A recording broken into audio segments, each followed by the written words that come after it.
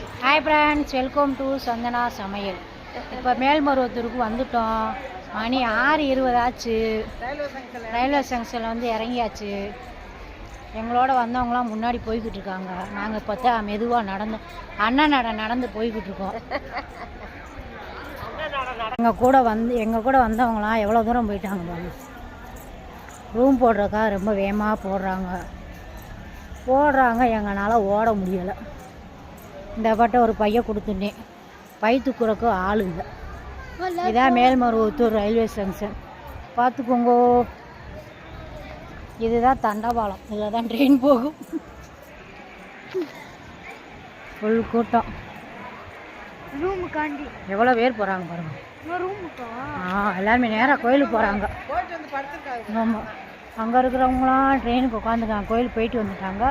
இங்கிட்ட இருக்கிறவங்களாம் கோயிலுக்கு போய்கிட்டு இருக்காங்க.